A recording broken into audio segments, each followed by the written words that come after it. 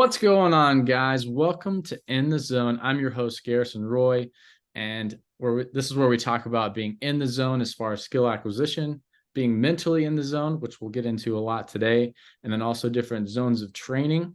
And we also have different segments. So if you're new to this podcast, we have rants, we have full-length interviews, which we'll have today, and also mental minute hacks, little clips, and then also deep dive educational episodes as well.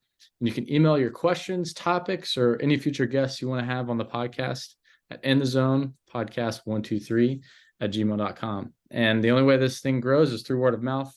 I don't do any ads or anything like that.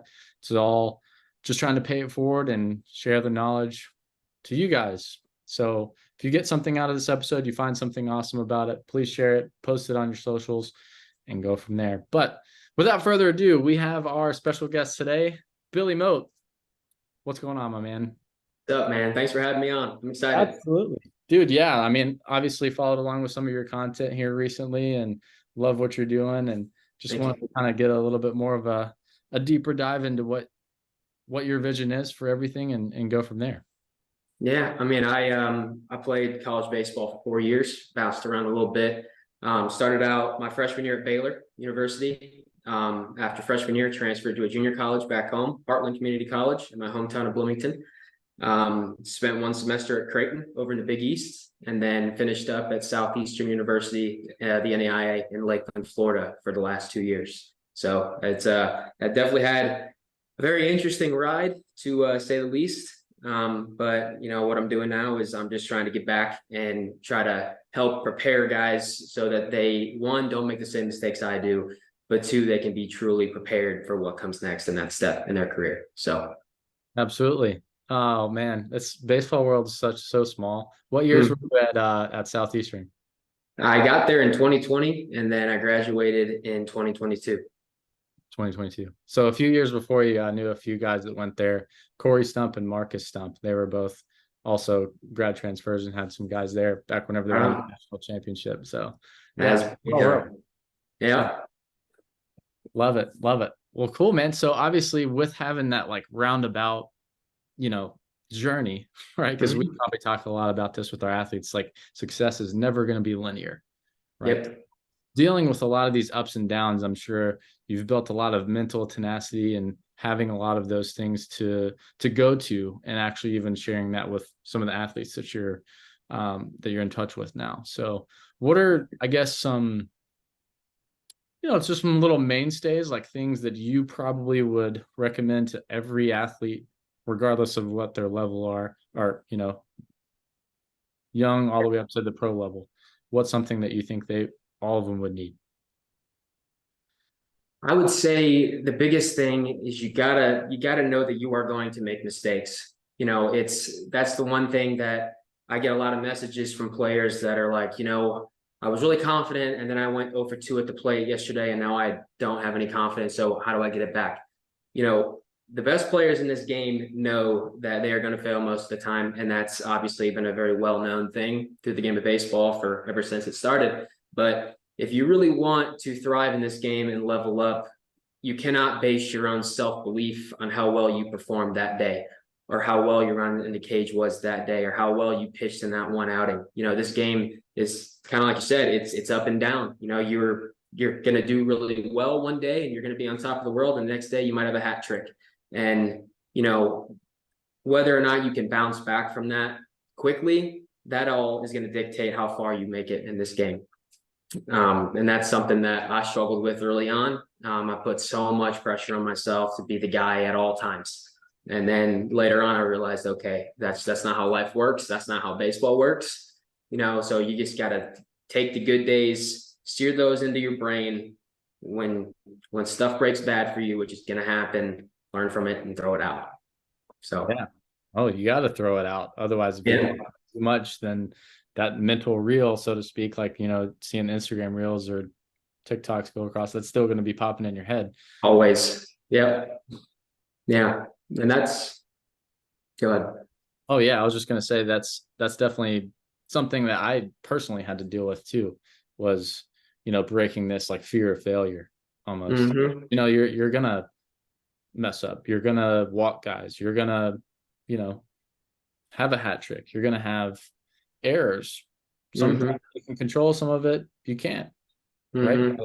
It's that response that you have right after the fact that's going Yep. to make or break how you do, even not even in baseball, man, but just in life in general. Whenever you get your mouth punched, you know, Exactly. Which happens a lot. it does. It Yeah. definitely does. Well, and you have a really interesting story too, as far as obviously bouncing around, but dealing with injuries and stuff too, which I know can definitely take a mental toll on Yeah. some guys. If you wanted to go in depth with that at all. Sure. Yeah. So when I got to Southeastern in the fall of 2020, right before that, during summer ball, it was the best summer of my life. Played incredibly well. I was in a league that, the Northwoods, the Coastal Plains, and all those were locked up or delayed for a while. So we had this one league in my town at the Corn Crib Stadium with all the best players from the Big Ten, the Missouri Valley. Everybody was there, and it was a blessing to be able to play the game with all those guys, and played really well. And that's when I started figuring it out. I went down to Southeastern after that. And the day after my birthday, September 15th, I was leaving a restaurant for one of my buddy's birthdays, and an ambulance pulled out in front of us during a tropical storm. It was pouring rain. He had his lights on, sirens on, pulled out in front of us. So we had to stop.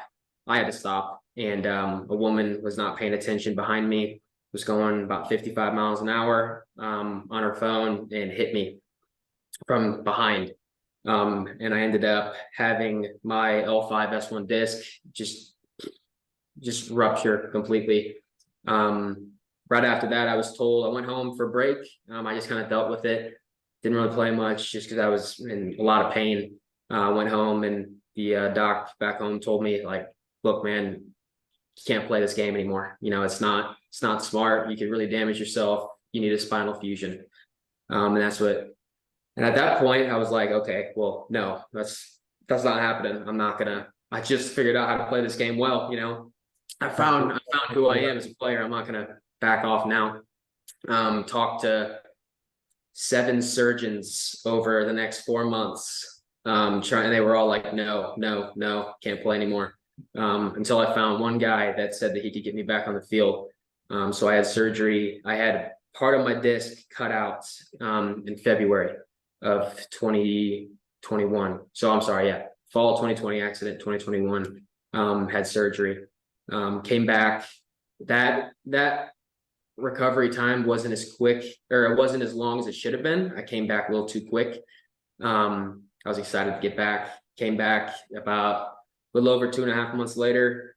Played really well in that first game back. Started on senior day, and then next day of practice, field a backhand, broke my spine again.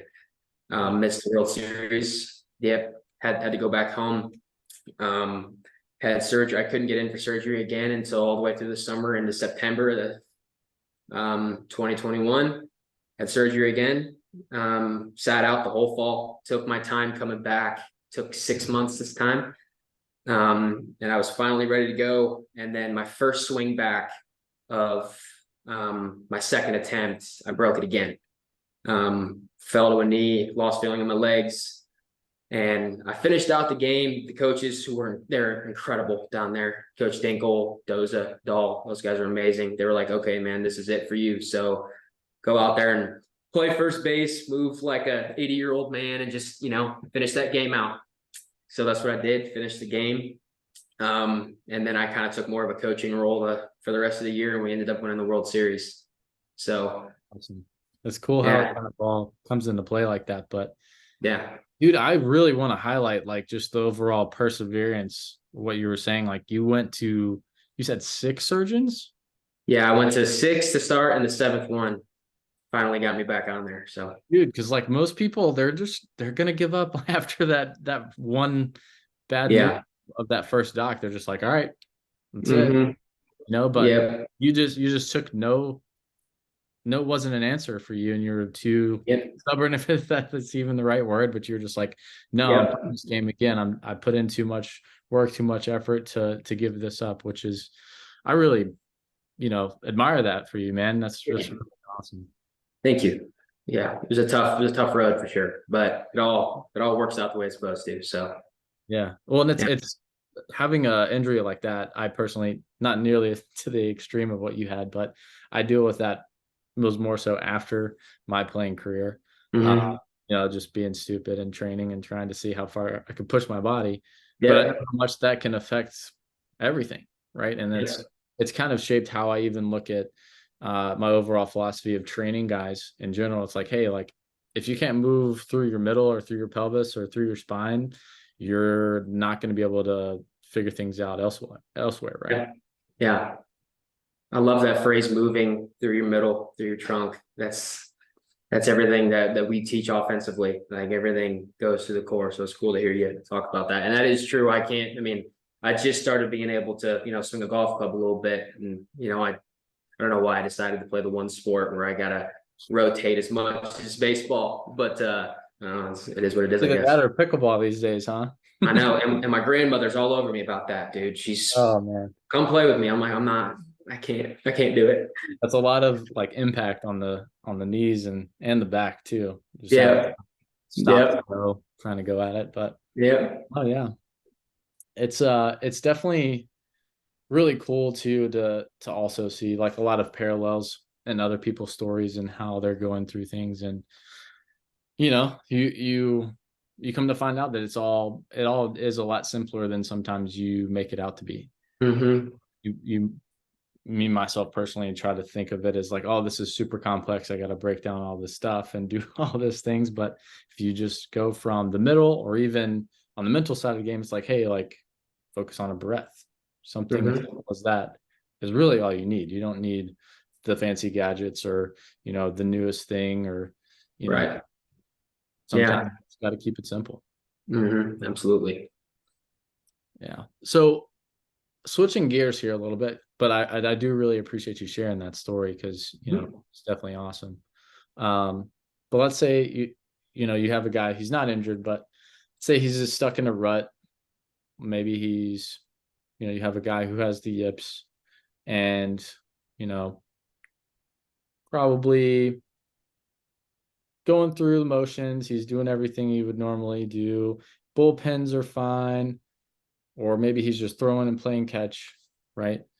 And then all of a sudden, as soon as it comes in a game or a pressure situation, everything just kind of hits the fan, Yeah. right? What would be, I guess, something that you would tackle? Is there a root problem that you would try to find, or do you just try to find videos, see what happens? Because sometimes, not all the time, um, but there can be some mechanical things if you, I'm not saying that in quotes, but like Yeah. sometimes things physically happen and then they end up kind of steering down to be more mental. um Hmm. do you look at that at all, or do you kind of just assess just on the mental side from asking questions? You know, that's actually interesting because it's all I've gotten a lot of questions on the yips over and over and over again. Yeah, And they're very common now. oh yeah, and it is happening. Yeah, it's wild. I had that too at Creighton. But some I've learned that working with players, sometimes telling them that there is something mechanically wrong, or that this, oh man, there's just this one simple cue that's gonna get you back right. Once they have that in their mind, and they link, excitement, possibility, perseverance to whatever that cue is, sometimes that's all they need, right? I mean, for the yips primarily, I've learned that it comes from, one, guys holding on too tight. Guys are just holding on to the outcome so much, and it just wears them out. But two, when I talk to those guys, I tell them that you have to learn how to detach yourself from the outcome, Yeah. right? And that's not even so much, oh, just visualize success, visualize throwing it in the window. Like, no, for guys that are so far in their head like that, they're just gonna shrug it off and be like, okay, dude, whatever. But if you get them to the point, or if that player can get to the point to where they're okay with whatever that outcome is, it's amazing how much pressure that takes off. So like, for example, if the kid's throwing it across the infield, and he's choking it, choking it.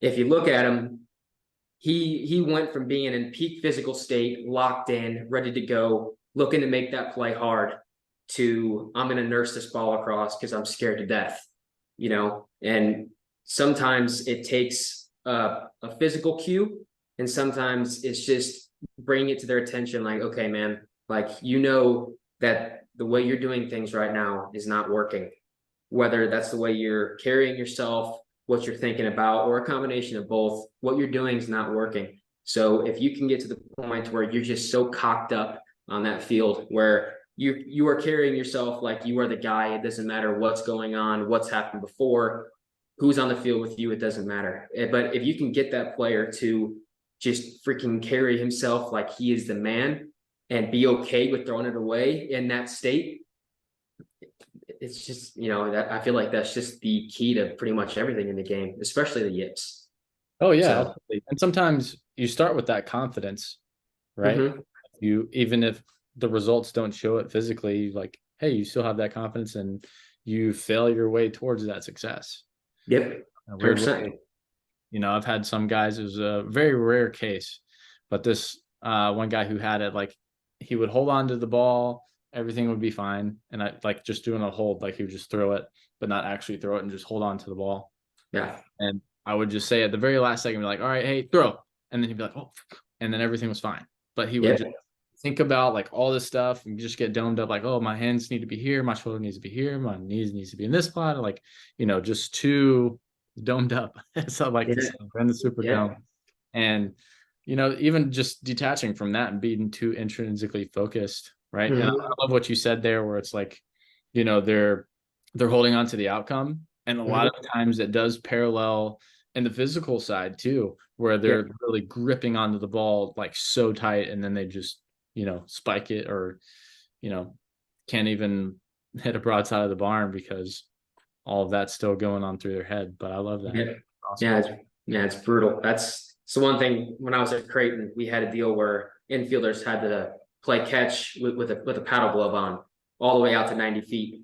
And it was a very old school style play. And if you didn't hit your partner in the window, if you had to move at all, you got to run.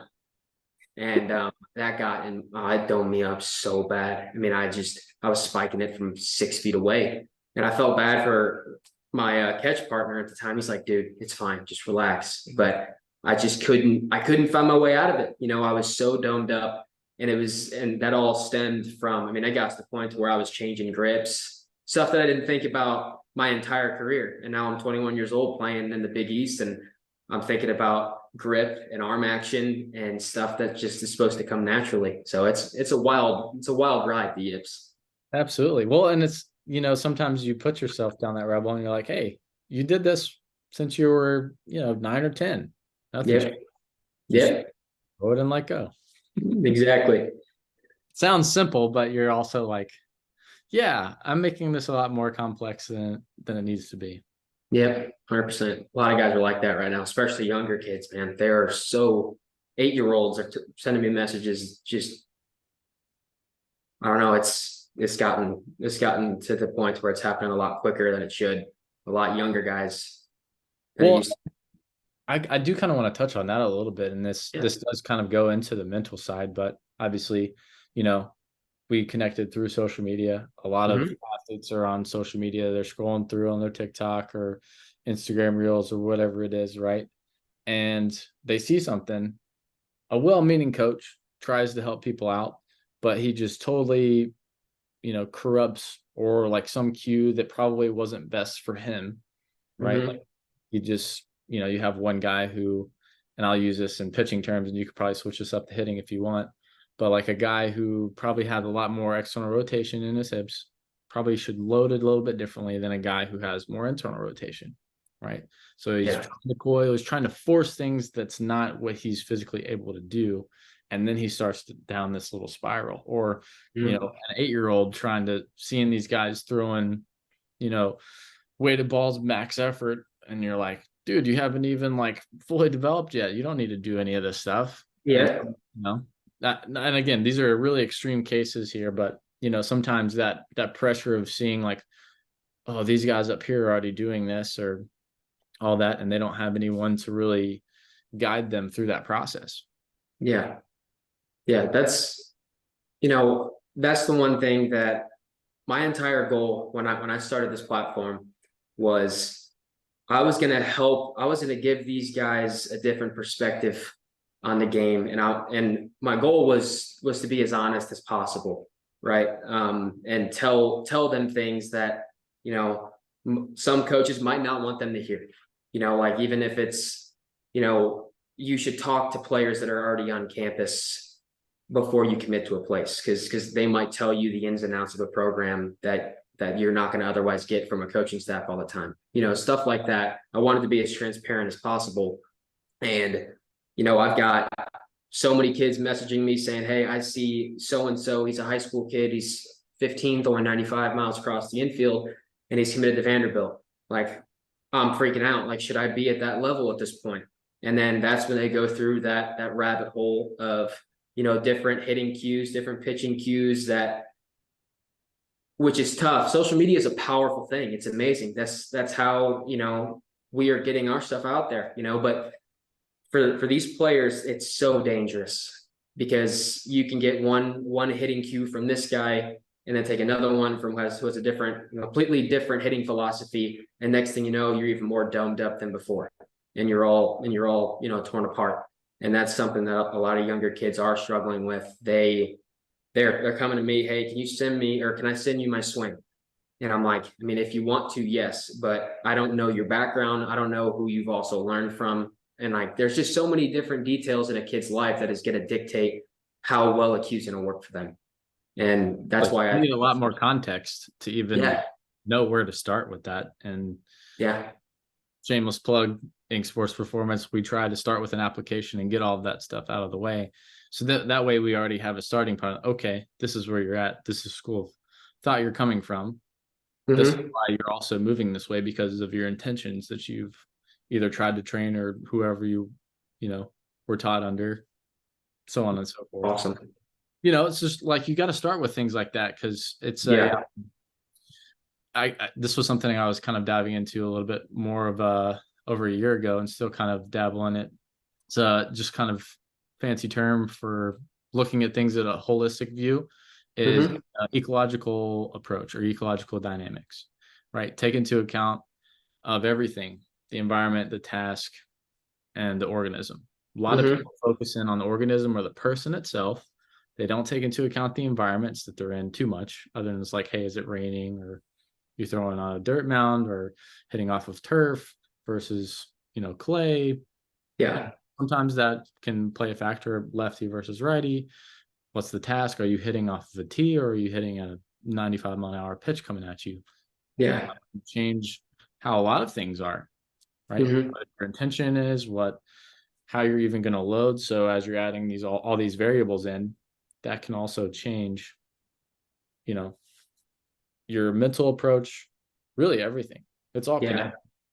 Yeah, and that's brilliant. And I love that that is what you are about, because that's one thing that in college athletics, which is getting better now. When I first started back in 2018, it's like okay, we're doing these drills. Everybody's going to look this way. And if you don't fit the mold or you can't adjust to that, then see ya. And then, and that was a big problem in college baseball, and it's getting better because now younger guys are stepping up and older guys are learning stuff. I'm not discounting or knocking college baseball in general, but just some coaches it's all one size fits all. So it's really nice to hear you say that's what you guys are about. And quite frankly, I'm not surprised. Yeah, well, it's part of it. You got to treat each athlete like a blank canvas in a way. If you have a bunch of predetermined things, and that's why I try to steer people out of, absolutes with things. It's like, hey, every guy needs to do this. Well, not really. There isn't. You have your principles. You have certain things like, yeah, you need to have a load, or you need to have this forward move. You have those things in place, but you still have to allow guys to be their authentic selves through that too. Yeah, right. It's brilliant. Early on, you think of like the Rapsodo thing, like everybody's like high spin, high spin, high spin. I'm like, hey, what about the sinker baller guys? Or, for me, I was a sinker baller guy. I was throwing long toss and I couldn't get over 315. And I was like, why can't I throw this really far because my ball just was a bowling ball. It's like this the whole time. Yeah. So I was So like, hard to oh, hit. yeah. So I'm like, clearly long toss probably isn't something I need to keep chasing. I need to Hmm. probably condense it, keep it short. Sure enough, my command and everything started coming back because I was able to just keep that same thing. And if I went to a program where everyone made me long toss, I may not have done very well. Yeah. You know? So, you know, but yeah, I do agree with what you're saying. What my kind of fear is too, especially how some of these NIL deals are going, is like if you're not performing, probably more so the higher levels of college baseball, then it's like, hey, you don't fit the mold, we'll find somebody else who can and sign Yeah. up to the deal and pull them this way. So, Hmm. it's part of it. I think it's definitely turning into more of a business though, for sure. That's scary, man. Yeah. Scary. But that's the thing that and I had an episode on this a while back where you got to connect to the love of the game and why you're actually playing, and Yeah. take some of those thoughts out of it. Otherwise, you're just gonna burn yourself out in a crazy way to say it, whether it's physical or mental. Sometimes Hmm. you can get into that rut or that just hamster wheel in a way. Yeah. Right? You do Yeah. that. Um, I see this a lot too with a lot of guys where I call them program hoppers. Where they go from one place to the other, or like Hmm. even outside of baseball, you have people, they're always on the new self-help thing or the new like whatever, because they're always looking for that magic bullet. Hmm. Like you were saying, you have all these different schools of thought on Instagram and all this other stuff. But if you just stick with someone that, at least they know what they're doing, but they're giving you the same consistent message and you see Yeah. progress through that, awesome. Now, if you're sticking with someone, you know, I don't want to put an absolute number on it, but let's say you've done it for 6 months or 6+ months and you're not seeing very many results from it, then yeah, you probably need to find something else to help you Right. out. But Yeah. you can't go a few weeks, try it, and then expect it to instantly fix everything. Yeah. That's not how that works. Yeah. Yeah. That's with anything, whether it's a yips or trying to improve your performance, or in our case, trying to grow our platforms and our following. It's all Yeah. consistency is really Yeah. is the name of the game. Yeah. Absolutely. Love it. I love it. So I guess talk to the listeners a little bit about, are you strictly just on the mental side? I know you said some guys send you their swing every once in a while, but do you do any type of training on that end at all, or is it all strictly remote? Yeah, so when I started doing, hitting lessons, working with hitters and infielders back like 3 or 4 years ago. And I was doing that for a long time, over the summers, over break. When I finished up playing, back in the spring of 2022, I was doing that full time. But really based on where I envision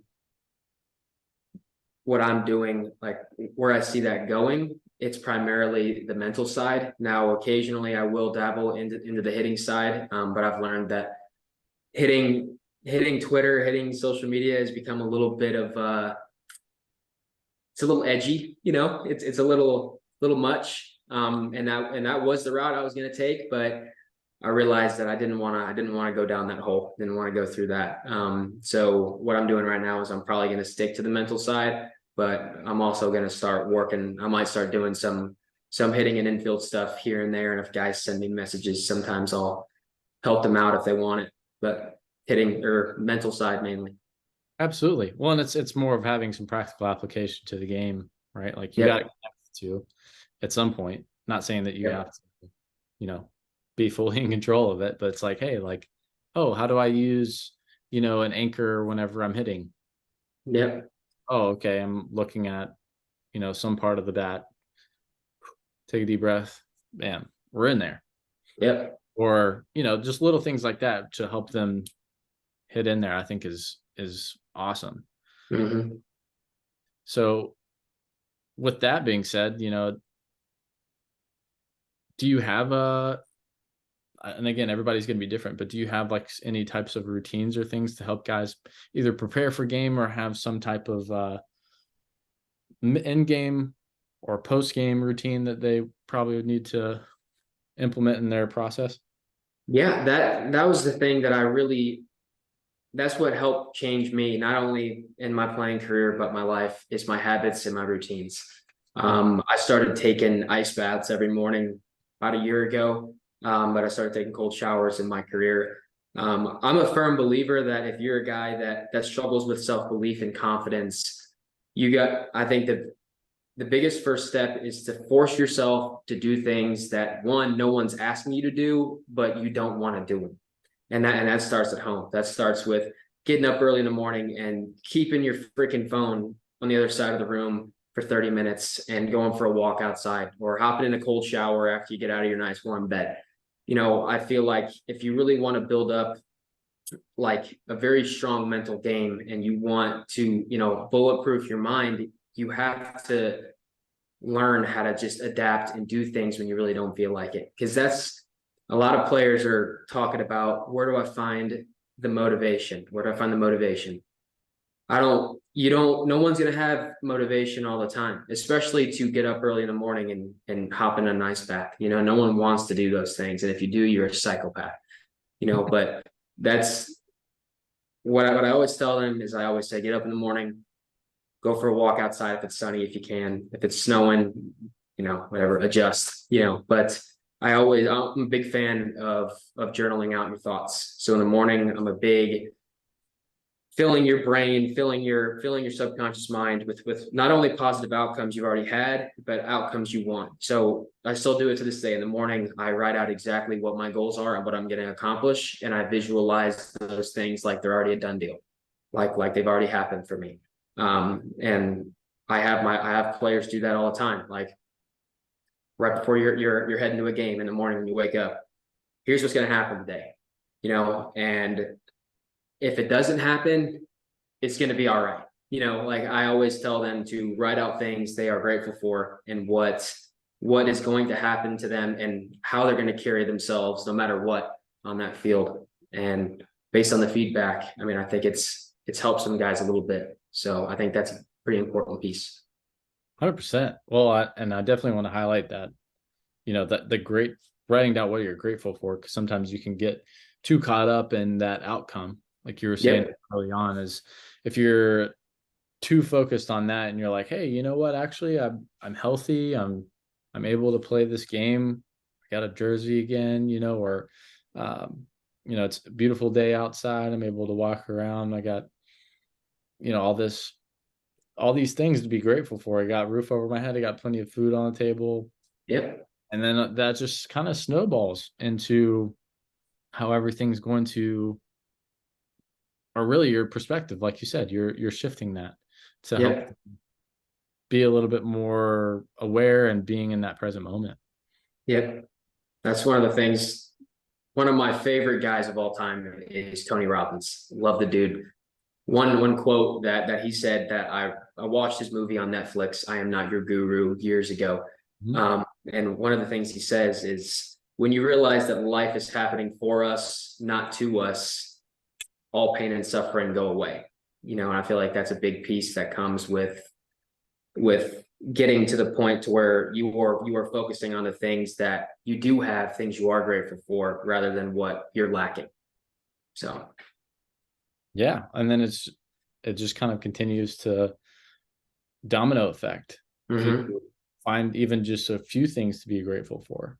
Yep. Maybe, listener is like, hey, I'm just going through surgery. I got all this going on. Hey, well, what are you grateful for now? Oh, well, I had the surgery. I'm recovering well. Yep. Able to go to physical therapy and do all this stuff, even if you feel like you're going backwards. Yep. Sometimes you just need to have that change in mindset and mm-hmm. see how everything and your outlook on not only the day, but overall zoom out and see your progress. Because if you're just focused on the one day, like, oh, hey, I had one bad day.